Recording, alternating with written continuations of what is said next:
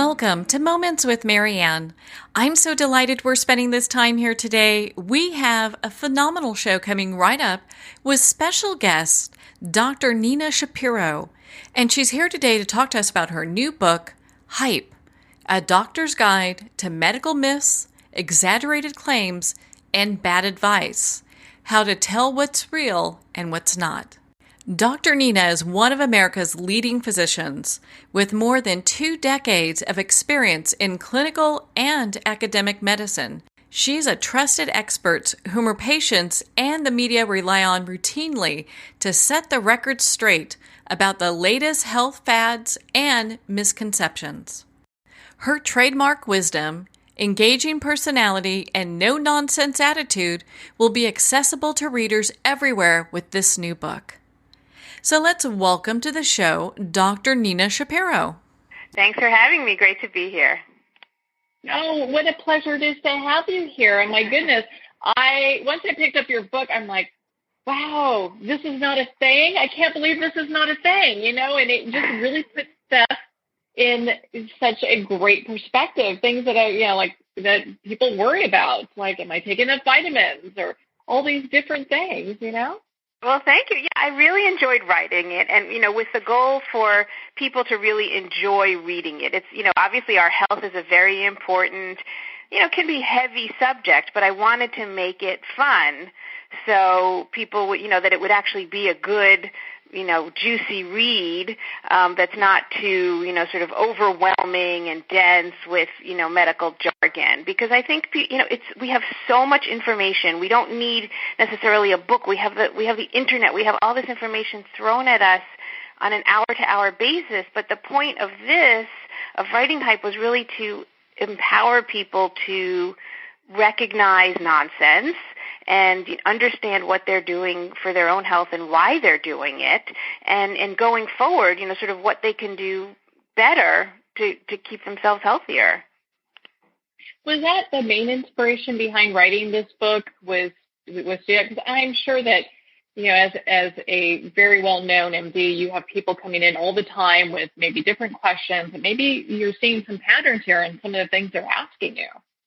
So yes, I work in a large medical center in a large city, and part of it is just what I hear, questions I hear at work, from patients, from families, and interesting things, and people's misunderstandings of how information is given to them, and I really want, I was inspired to really set the record straight so people can understand and why they're making these choices, and a lot of it, frankly, is nonsense and unnecessary. And people, we all worry, we're all concerned, but to refocus on what's important for our health. We all want to live longer, we all want to live better, but really, there's so much sort of fuzz out there that's going on, and people need to sort of take a step back and understand the very basics about how to be and stay healthy. Well, I can understand why Dr. Sanjay Gupta said that every home should have a copy of Hype, because it really does break through all of that and make it really easy to understand, okay, what's up, what's down with some of these things, because it gets, even as a consumer, you can get kind of confused, Oh, easily. And, doctors can too. We can fall for hype just as much as people not in medicine. And so, it's also for doctors to understand, if we read a study or if we're looking at information, or if we get information from a patient or from another doctor, how can we understand it and make sense of it too? Mm-hmm. Well, and I love how you start off with kind of the social media aspect. Like, if we were going to go see a new doctor, some of the things that we should do before we consider having them as our doctor. Yeah, and, social media is first, because it's really what most people have the largest and most frequent access to, is their social media account of any sort, even if it's just texting a friend. I think people get really caught up in the quote-unquote popular websites or the websites that look the best. And even when it comes to a doctor, don't choose your doctor because they have the nicest website or even the nicest office. That may not necessarily be the best.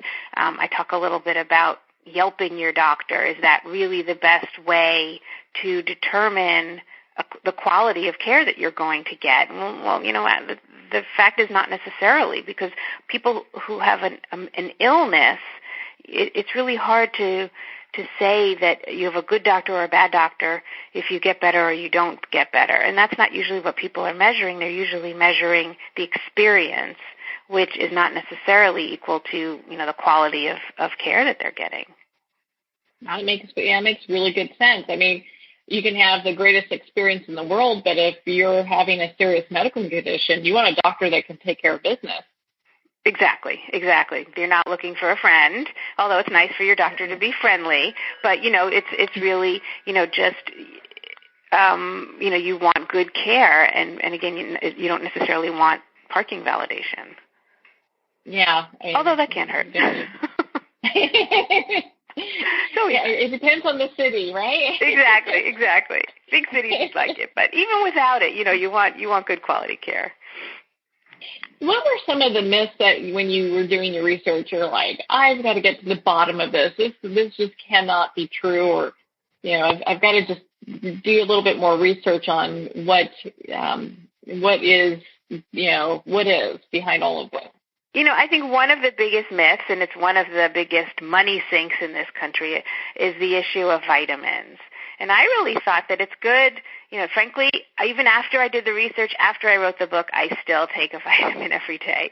But all of the very large studies over many continents, thousands and thousands of people over many, many decades have all shown that assuming you don't have a severe vitamin deficiency, which is extremely rare, especially in this country, taking a multivitamin does not make you healthier. And taking most vitamin supplements, unless you have a specific deficiency or ailment, are not necessary and don't necessarily bring on better health.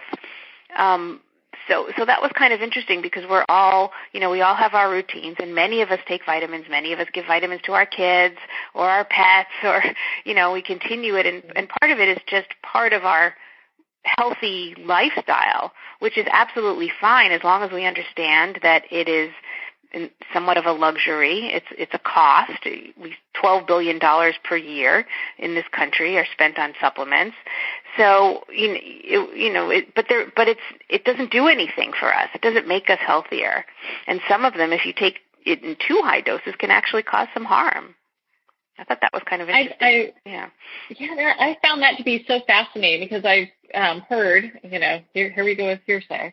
I've heard that if you if you take different vitamins, that your body will either stop producing or pulling from the foods that we eat the vitamins that's needed, because we have an overabundance in the body. And that kind of made a little sense. I'm like, most of the vitamins, especially, people take megadose vitamin C or, other sorts of, B vitamins. Most of them just get excreted out some way. So, expensive pee and poop, as we say.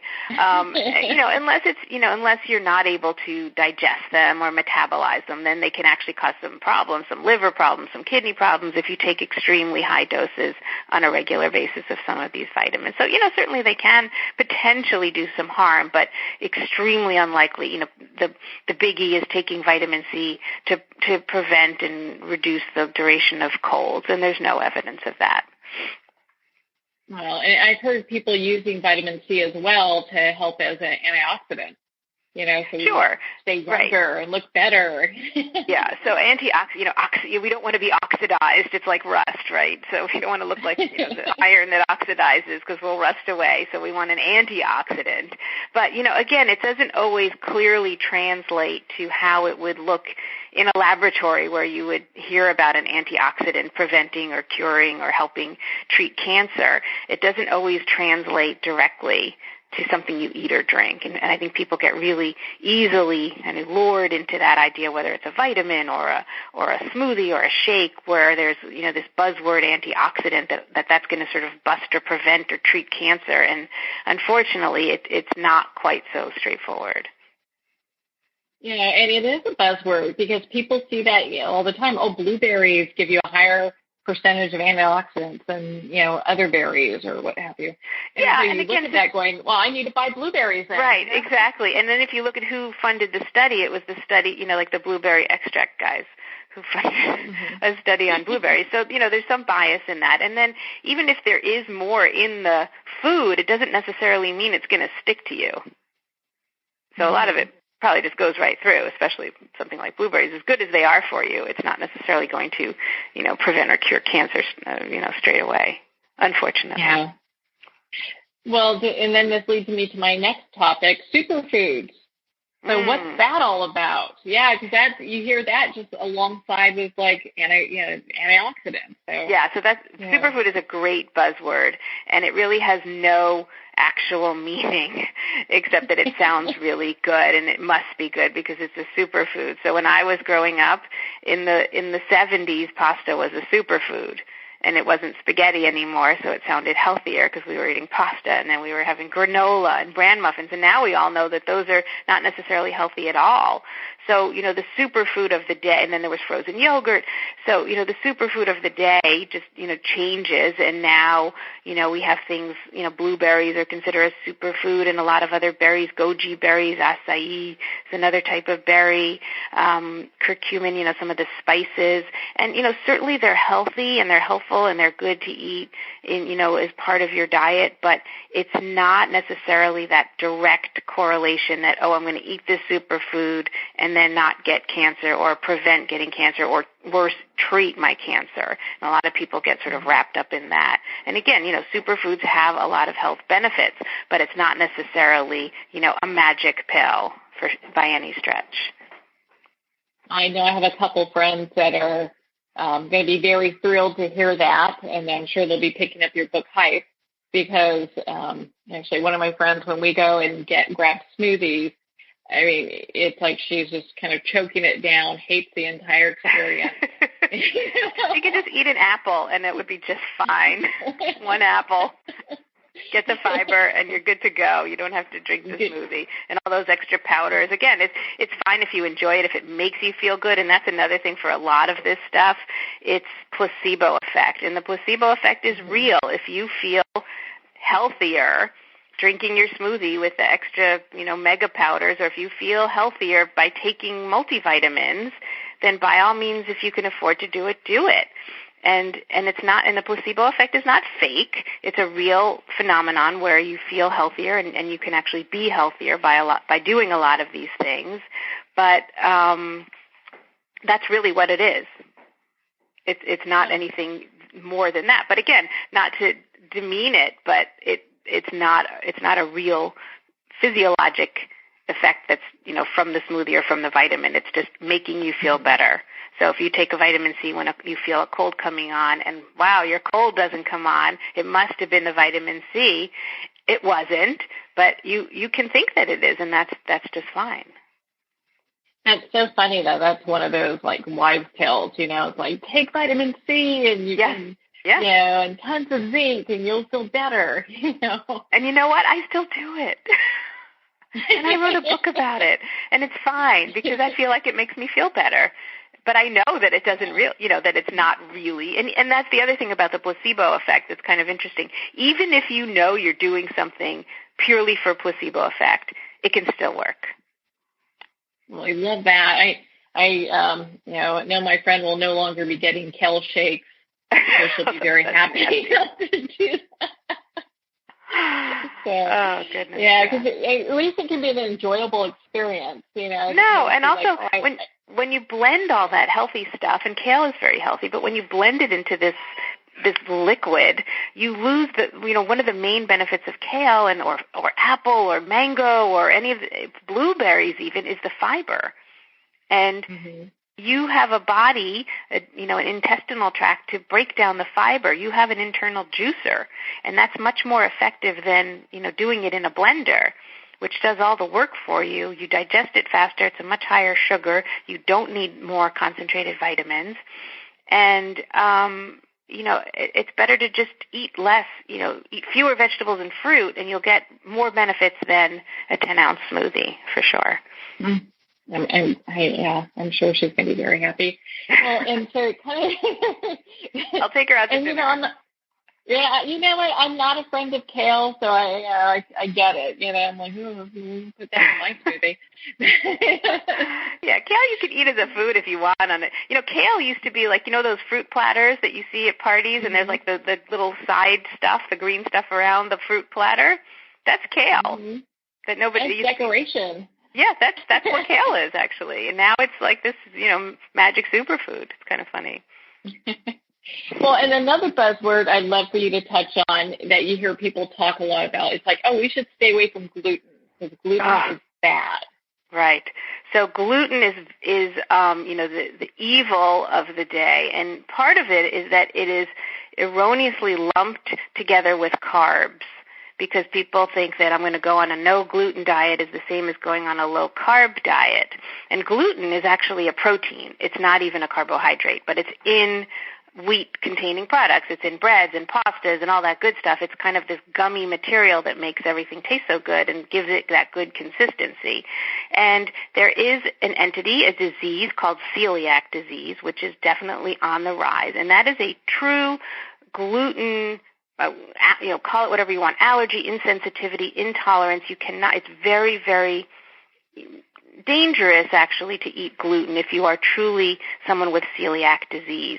But there are not millions of people walking around with celiac disease. Then there's a very sort of newer group of people that are quote-unquote gluten intolerant, where they don't have celiac disease, but they feel uncomfortable after eating gluten-containing products. And that's sort of like having, just like anything else that would give you an upset stomach, and you sort of decide what to eat and what not to eat. But you're not gluten, you don't have celiac, you don't have a disease. So people really make a big deal about this. And then what people do who don't eat gluten is they substitute other things in their diet which are not necessarily healthier. So, rice there's no gluten in white rice, so people are eating a lot more rice and rice flour, and there are other, components of that are not necessarily healthy, and it's a carb. A lot of the gluten-free foods, maybe in order for them to taste good, will probably have a little bit more sugar or a little bit more fat. So people equate being gluten-free to being healthy or being carb-free, but it's hype. It's unnecessary, and as with most things, especially when it comes to diet, it's really just about basic common sense moderation. You don't want to eat a diet filled just with carbohydrates and high gluten and high sugar and high fat, but you don't have to remove it completely from your diet in order to be healthy. I think that's so reassuring to so many people because they hear so much conflicting information. And to get, just the bottom line, this is what you need to know. That's why Hype, I think, is such a valuable book. Thank you. Yeah, no, I think it's really just to get people to understand where their choices are coming from. And again, not that it's wrong or you shouldn't do this or you should, do this, but just here's what here's why you think you're doing what you're doing, but here's really what the science behind it is and the logic behind it and the studies behind it. So people can really say, well, I guess it really doesn't make sense that I do this thing. So maybe I don't need to do it and I'll be just as healthy or even healthier and feel better. Yeah, and that's really where we want to get people to be. And you as a doctor, I'm sure it's kind of like, hey, I want healthier people. Yes. We love to see patients, but we like to see healthy people. Well, and so I think we have time for a couple more questions here. So, I know one of the other things that people talk about all the time is cell phones and cancer. So what are your thoughts on that? I know. That's a tricky one because that was a real big scare a few years ago where cell phones were really coming on the rise and people are looking at, numbers were coming out that the average adult was on their cell phone 7 hours per day, and children were on several hours per day as well. And then we were starting to see potentially a connection to certain types of brain tumors. A lot of those are not malignant tumors, cancerous, but still brain tumors near the ear on the side that people were holding their cell phone. So there was a question of whether, the electromagnetic radiation was predisposing people to brain tumors. And even the neurosurgeons in large academic centers were conflicted on this and had two very different opinions, either absolutely yes, absolutely no on this. Some of the, and again, this is one of those still up in the air, and people get very frustrated. You doctors have to give us an answer, or, which is it, or why are you flip-flopping? But, we still, believe it or not, it's still relatively early in the cell phone, time to know what the actual correlation is between the two.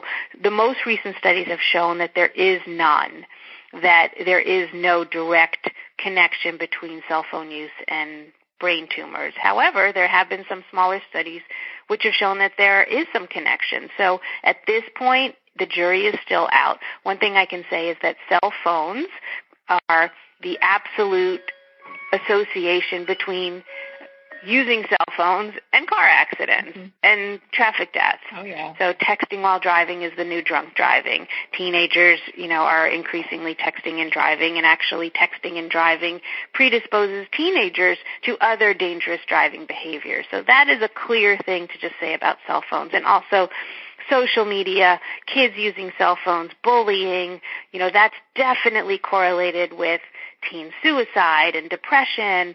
So that is, I think, a much more, again, people lose sight of what's really going on. I'm going to get a brain tumor. No, you're more likely to have a horrible traffic accident because you or someone else is on their cell phone when driving than you are to have a brain tumor from using a cell phone.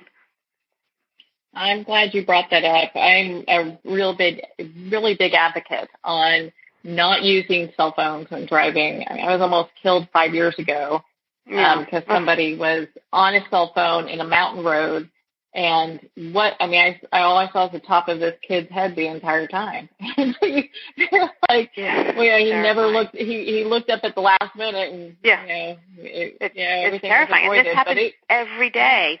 Thousands of people are almost dying from these cell phone related incidents. Much more than worrying about getting a brain tumor. Mm-hmm. Without a doubt. That's just, it's really interesting when you break it all down.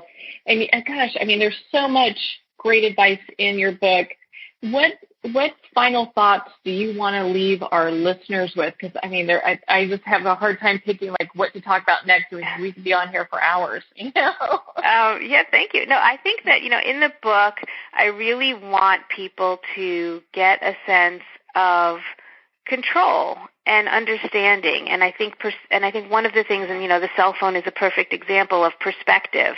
People are so easily lured into some dramatic event, whether it's a new wild virus that's hitting the United States or some airports, or a horrible event or disease that we're concerned about, and people are so everyone gets pulled into these dramatic tragedies that we forget about the very, very basics. Again, and it doesn't make headline news, but it's things like wearing a seatbelt every time you're in a car. Kids need to sit in the back seat.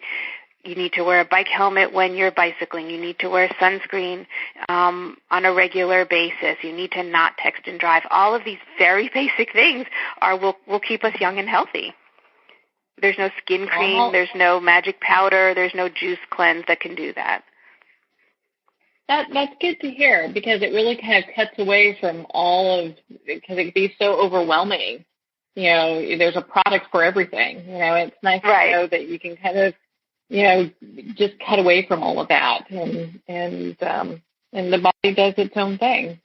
Yeah, and I think people will be happier if they can just sort of, live a balanced life and not be so caught up in, the latest and greatest, whether it's, something amazing or something terrible, that, the chances of either of those things happening are so slim. as opposed to the big common stuff. Mm-hmm. Well, I think actually we've got a couple more minutes, so I'm going to ask this one. One of the things that you hear, and there's been lots of debate going back and forth, is in regards to vaccines and vaccinations. Yeah. What are your thoughts on that? I have one thought on that. Vaccines, I'm a very strong proponent of vaccines, and not only getting vaccines, and primarily, when we talk about vaccines, we most often think about children because people are concerned about, any sort of potential for vaccine injury, and, developmental issues related to vaccines. But my recommendation, and all of the large studies over many thousands and thousands of kids have shown no negative impacts of getting vaccines on time and on schedule, and they're scheduled for a reason, and the reason is to protect the entire population, because people, there are some individuals, whether it's from a medical problem or medication that they're receiving, that cannot get vaccines, and you need to be sort of part of the, as a citizen, protecting yourself, but also protecting those around you. And that's why we have not only widespread vaccination, and we've knocked out a lot of these diseases until they've started to come back, but, we have schedules because not all the vaccines work from one time. They have to be boosted. And that's how these schedules are created, in order to enable as few people, primarily kids, from slipping through the cracks as possible. And unfortunately, we're seeing these diseases come back, and it's, purely because people are choosing not to immunize, and it's a choice. We have some laws now in some states, and certainly if kids want to go to school, we do have some more laws, but people can still get out of it, and there are plenty of loopholes, and it's dangerous, and we're seeing the impacts. Mm-hmm. Well, your book, Hype, I love it. I'm keeping my copy. I'm not sharing it with any of my friends. They're going to have to. But I probably will get a few as gifts, and I know people will want to get their own copy of Hype.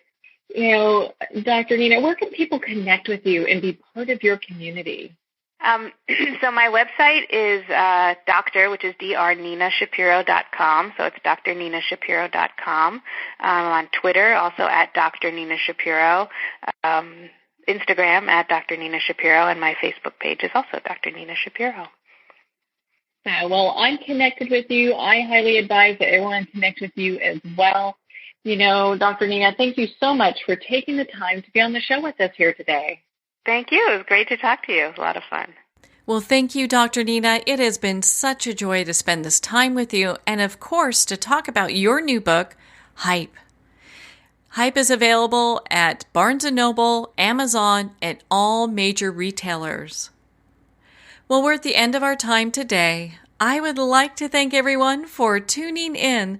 You've been listening to Moments with Marianne. And remember, make every moment count.